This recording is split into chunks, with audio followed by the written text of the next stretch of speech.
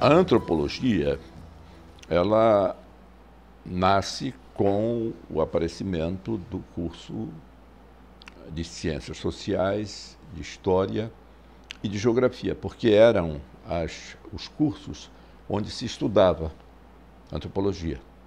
Como eu não fiz Ciências Sociais, eu tenho apenas algumas notícias. Geografia é a mesma coisa. Agora, no campo das ciências sociais, a figura mais importante, que era até um modelo para nós, era do Edson Diniz. O Edson Diniz, ele foi o primeiro antropólogo paraense a ter uma projeção nacional. A carreira do Edson Diniz é muito interessante, porque ele era funcionário do Museu Guild, não tinha curso superior, e matriculou-se na primeira turma do curso de Ciências Sociais, na antiga Faculdade de Filosofia. É uma história muito interessante, porque havia muito poucos alunos interessados em Ciências Sociais quando surgiu o curso. E o pequeno número de alunos que entrou junto com Edson Diniz foi aos poucos desistindo, e ele acabou sendo o único aluno da turma dele. Todos os professores de Ciências Sociais davam aula só para ele. Era uma situação muito interessante. Inclusive o Bordalo dava aulas também para ele, né? Porque, enfim. Então, quando ele estava terminando o bacharelado, os 3 anos, né, do bacharelado, o Roberto Cardoso de Oliveira, no Museu Nacional, fez uma chamada de pessoas para fazer um curso de especialização no Museu Nacional. Não havia ainda nenhum programa de pós-graduação no Museu Nacional. E o Edson Diniz foi selecionado para a primeira turma. Por causa disso, ele não fez imediatamente a licenciatura em Ciências Sociais. Ele já estava graduado no bacharelado, e aí ele foi para o Museu Nacional, fez esse curso de especialização, que foi muito importante. Ele formou grandes antropólogos brasileiros, quer dizer, inicialmente, né, o Roque Laraia, Alcida Ramos, o Belatti, enfim, eu não vou me lembrar de todos os nomes, do Silvio Coelho, enfim, um número muito grande de pessoas do Brasil inteiro, e isso tem muito a ver também com a mudança que estava se processando na antropologia brasileira, porque até então a antropologia brasileira era muito influenciada pela antropologia americana, estudos culturalistas, e um pouco essa história dos four fields, que não se falava explicitamente, mas que estava presente. A gente tinha noções de arqueologia, a gente tinha noções de linguística, embora o Napoleão não entendesse, dissesse logo que ele não entendia de língua tupi, mas estava lá presente alguma coisa. Enfim, era uma formação mais completa e que seguia um pouco esse modelo americano, em grande parte pela influência do Eduardo Galvão, mas também do Napoleão, de outros antropólogos, René Ribeiro e vários outros antropólogos espalhados pelo Brasil, né, que tinham uma formação nesse sentido. O Roberto Cardoso de Oliveira é um dos responsáveis, talvez o responsável mais importante, pela mudança na antropologia brasileira. Porque criando esse movimento, esse curso de especialização no Museu Nacional, ele estava ao mesmo tempo completando o seu doutorado na USP, sob a orientação do Florestan Fernandes. E o Florestan Fernandes era um crítico da antropologia brasileira no período. Ele tem um artigo quando ele faz uma crítica muito séria à antropologia brasileira, culturalista, etc., e propõe uma espécie de roteiro para uma mudança da antropologia brasileira. Eu conheço esse artigo e eu diria que o Roberto Cardoso de Oliveira, isso é uma especulação minha, claro, não posso saber com certeza, mas provavelmente ele leu esse artigo e parcialmente seguiu muitas das coisas que estão presentes naquele artigo, no momento em que ele se tornou um líder muito importante na antropologia brasileira. Agora, claro que ele não é a única pessoa. A USP estava sofrendo mudanças, a Unicamp estava sofrendo mudanças. Então, de repente, aquele padrão muito ligado à antropologia americana começa a ser mexido, né? Então começa-se a dar uma importância maior à antropologia britânica, à antropologia francesa. Claro que nunca se abandona totalmente a antropologia americana, mas há um momento em que ocorre um marco, a meu ver, de mudança, que é a 7ª reunião brasileira de antropologia que ocorreu aqui em Belém. Normalmente ninguém chama atenção para isso. Chama-se atenção para a, se não me engano, 8ª reunião que ocorreu em Florianópolis, dirigida pelo Silvio Coelho dos Santos. Mas foram 2 reuniões brasileiras de antropologia muito importantes para a sobrevivência da aba. Sobretudo esta de Florianópolis. Porque quando houve o golpe militar, e houve também essa intervenção, essa grande crise na UNB, que obrigou mais de 250 professores a pedirem demissão coletiva depois da invasão da UNB pelas tropas militares, o Galvão, que era o presidente da aba nessa época, foi obrigado a deixar Brasília, né? Ele, junto com todos os outros professores que se demitiram conjuntamente. O principal pivô da crise era um antropólogo chamado Roberto Las Casas, que não era paraense, mas tinha sido antropólogo do Museu Guild, na época em que o Galvão dirigiu o museu e antes de ir para Brasília. Roberto Las Casas tinha sido membro do Partido Comunista e ele era um dos pivôs da crise porque o governo o acusava, os militares queriam prendê-lo, etc, etc. Ele, felizmente, conseguiu fugir, foi para a Itália e, enfim, ficou exilado durante bastante tempo. O Galvão, então, teve que encerrar o mestrado que ele tinha lá na UNB, voltou para o Museu Guild, trouxe a Adélia para cá, que era a aluna que estava ainda terminando o seu trabalho, né? E acabou fazendo como doutorado, e trouxe também a direção da aba para cá. Ele era o presidente da aba, o Roberto da Mata era o tesoureiro, o Roberto Cardoso de Oliveira era secretário-geral, enfim, estavam todos no mesmo grupo, digamos, embora divergissem de alguma forma, teoricamente. Porque o Eduardo Galvão, muito influenciado, claro, pela antropologia americana, mas indo um pouco além, eu não diria que ele simplesmente repetia a antropologia americana, mas ele tinha uma postura culturalista, embora crítica também em relação a esse culturalismo. O Roberto Cardoso, que se formou sob a orientação do Florestan Fernandes, que criticava a antropologia brasileira, tinha uma outra orientação. O Roberto Cardoso de Oliveira se preocupava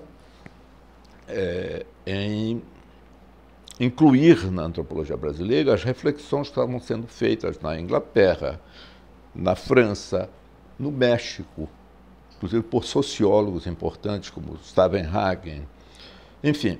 E ele propunha o paradigma da fricção interétnica.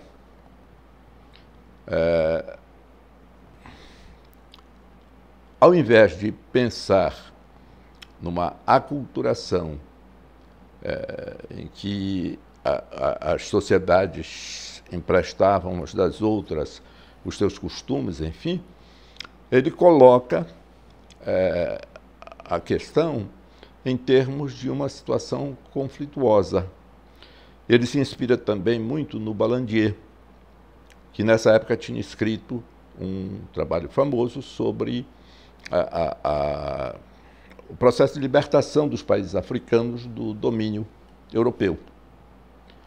Então, para ele, a questão da aculturação não respondia à questão que estava se colocando das frentes de expansão afetando as populações indígenas.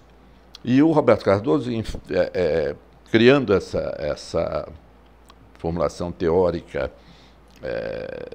que ele chamava de fricção interétnica, ele estava interessado ao mesmo tempo em estudar as populações indígenas e as populações camponesas, sobretudo na Amazônia. Então, ele envia para cá antigos alunos desse curso, que foi feito junto com o Edson Diniz. Nessa altura, o Edson Diniz estava na Unesp de Marília e já não estava mais sob uma direção, digamos, do Roberto Cardoso.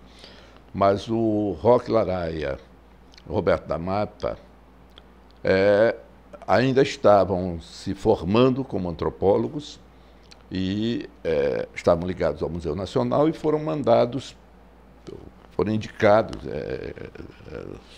O Roberto Cardoso sugeriu que eles viessem trabalhar com os índios da Amazônia e sugeriu também que um outro orientando dele, o Otávio Velho, viesse trabalhar com as frentes de expansão no sul do Pará, na região da Transamazônica, exatamente para estudar as duas coisas. Quer dizer, o avanço das frentes camponesas que criavam conflitos com as populações indígenas e as populações indígenas que estavam sendo estudadas para essas pessoas, o Roque Laraia, o Roberto da Mata e outros estudiosos. O próprio Edson Diniz também estudou populações indígenas, mas não nessa região. Ele estudou, se não me engano, em Roraima. Enfim,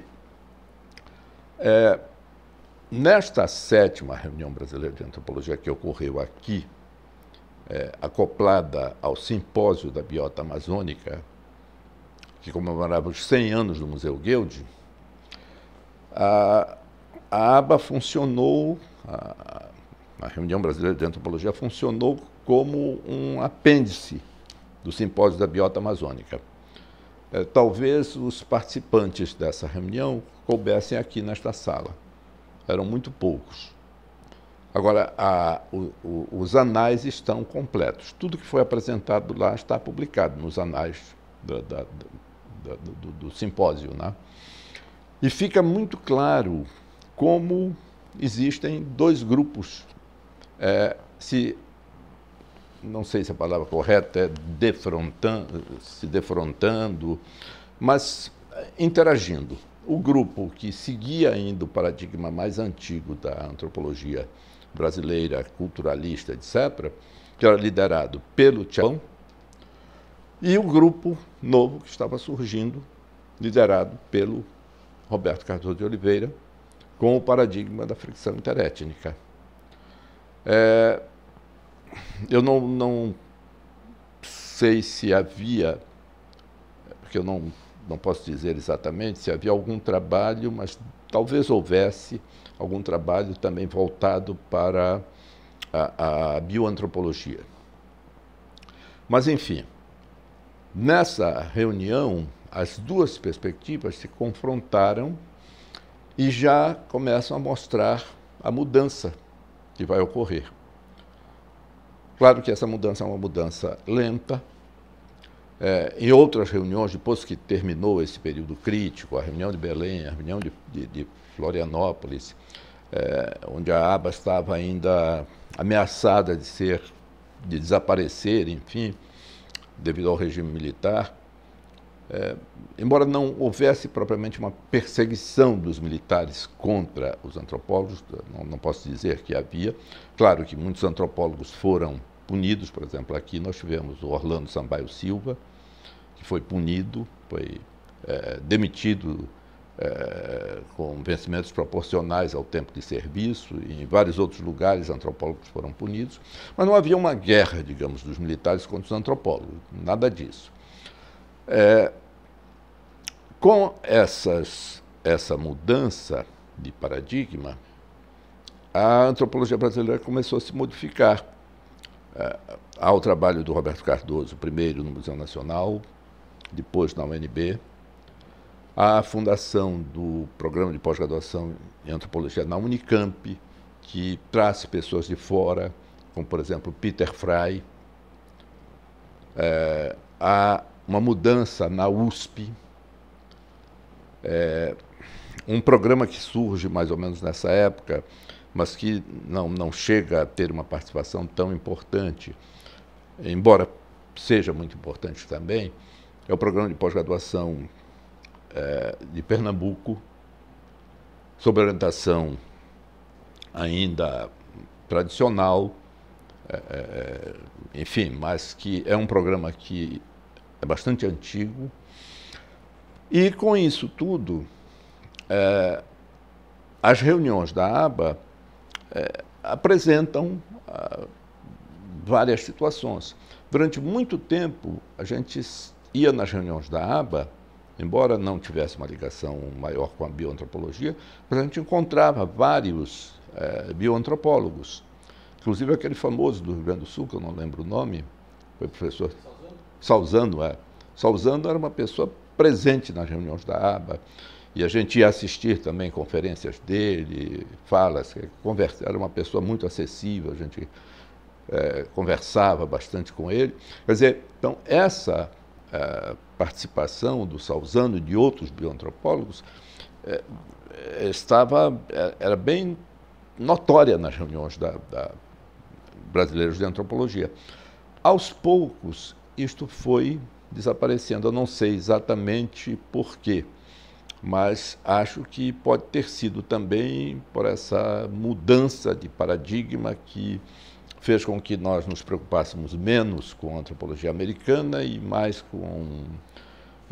enfim, embora houvesse também ligações com a antropologia americana. Por exemplo, havia um convênio do Museu Nacional com Harvard, mas quem era que estava lá em Harvard? Era o David Mayper-Lewis, inglês, que fez o doutorado no Brasil e que tinha uma outra visão, uma outra perspectiva. Então havia essa relação com os Estados Unidos através de uma universidade que não seguia aqueles padrões mais característicos da antropologia americana.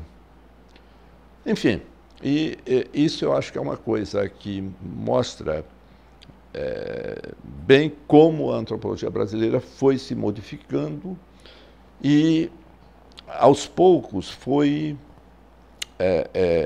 se concentrando, digamos, mais numa antropologia sociocultural. Claro que, durante bastante tempo ainda no curso de Ciências Sociais, se ensinava o que a gente ainda chamava de antropologia física. Depois do Bordalo veio a Eneida, que era assistente do Bordalo. Depois da Eneida veio a Ana Rita. O curso ainda era oferecido em Ciências Sociais, juntamente com Estatística e outras disciplinas, mas depois em Ciências Sociais isso desapareceu.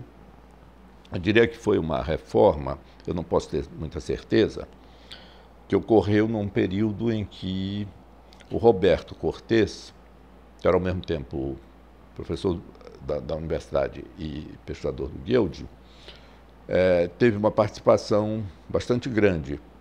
Então, no curso de Ciências Sociais se nós temos até hoje, né, a antropologia, a sociologia, a ciência política, mas essa influência do Cortez e de outras pessoas que discutiram essa questão fez com que houvesse uma concentração mais forte numa socioantropologia, digamos assim, embora talvez não se usasse o termo, e aboliu-se o estudo da estatística e acabou-se abolindo também o estudo da bioantropologia, que continuou existindo só no Centro de Ciências Biológicas, né? Com a Ana Rita, que ficou como professora nessa condição durante muito tempo. E acho que ainda hoje tem no Centro de Ciências Biológicas. Então, houve esse divórcio entre as duas coisas. A meu ver, se a minha interpretação não significa que é a verdade, enfim, em função dessas mudanças todas ocorridas na antropologia brasileira como um todo. Dentre as ciências sociais, tem sido aquela que mais cresceu nos últimos anos, né? No campo das ciências sociais, a sociologia é considerada aqui no Brasil como a ciência-mãe. É curioso que nas avaliações da CAPES, se você tiver qualquer programa que junta antropologia com ciência política, antropologia com sociologia, ou sociologia com ciência política, ela vai ser avaliada na área da sociologia. A sociologia é pensada como a ciência-mãe. Mas eu não diria que a sociologia esteja crescendo mais do que a antropologia hoje. Embora o número de programas de pós-graduação em antropologia, a meu ver, eu posso estar desatualizado, seja menor do que o número de programas de sociologia, mas a antropologia tem crescido mais como ciência no Brasil do que a sociologia. Essa é a minha impressão, não posso dizer nem avaliação, minha impressão. E isto tem ocorrido por causa de uma quantidade de questões, de problemas que têm surgido e que são problemas que têm que ser enfrentados pelos antropólogos. Não é só a questão indígena, que é também muito séria, muito importante, mas são muitas outras questões. E há alguns ramos da antropologia que ainda precisariam se desenvolver mais. Diria que a bioantropologia poderia se desenvolver bem mais, mas ela já tem um desenvolvimento razoável. Mas, por exemplo, uma coisa como a antropologia do trânsito é uma coisa que é altamente desenvolvida nos Estados Unidos e que aqui no Brasil nós temos pouquíssimos antropólogos que se dedicam a essa questão. Então, a antropologia tem uma quantidade enorme de temáticas, de questões que podem ser tratadas pela antropologia, e isso me parece que continua como alguma coisa que pode levar a antropologia a se desenvolver cada vez mais. Agora, nós temos uma situação que é bem diferente, por exemplo, vou tomar o exemplo de Portugal. Não sei exatamente como é nos Estados Unidos, mas, enfim, existe uma graduação em antropologia em Portugal, acho que existe também nos Estados Unidos, e uma pós-graduação. No Brasil, nós tivemos sempre uma certa resistência em criar uma graduação em antropologia. Já começam a aparecer alguns programas de graduação em antropologia. Houve uma tentativa nossa aqui, chegamos a pensar nessa possibilidade e acabamos desistindo. Mas eu acho que ainda há um campo muito vasto para que a antropologia se desenvolva aqui no Brasil. E isso tem acontecido muito com a pós-graduação, começa a acontecer com a graduação, com certas propostas na graduação, e eu acho que é uma possibilidade muito interessante. Os antropólogos brasileiros ficaram um pouco assim numa espécie de elite. Não, nós só queremos trabalhar com determinadas áreas, com a pós-graduação, etc, etc. Hoje, isso me parece que está começando a mudar. E é importante que mude, que nós tenhamos também graduações em antropologia, e acho que mercado de trabalho pode existir. Então, especular o futuro é uma coisa muito perigosa, enfim, mas eu acho que a antropologia brasileira tem se desenvolvido bastante e vai continuar se desenvolvendo. A profissão de antropólogo é uma profissão importante. Quer dizer, não é fácil ser antropólogo, mas é uma profissão importante que pode ajudar muito no conhecimento do Brasil, mas também em atividades práticas. Eu citei há pouco a questão da antropologia do trânsito. Nosso trânsito é péssimo, né? E geralmente se tenta resolver as questões do trânsito através de engenheiros do trânsito. Claro que eles são competentes também, mas a presença de psicólogos, a presença de antropólogos do trânsito ajudaria talvez muito mais a resolver do que simplesmente se trabalhar com engenheiros do trânsito. Pelas informações que eu tenho, nos Estados Unidos, você tem psicólogos do trânsito, antropólogos do trânsito, engenheiros do trânsito. Quando surge um problema numa determinada área, se coloca um antropólogo para observar, investigar, propor soluções, e isso é importante também. Quer dizer, há muitas áreas da antropologia que poderiam ser incentivadas e desenvolvidas.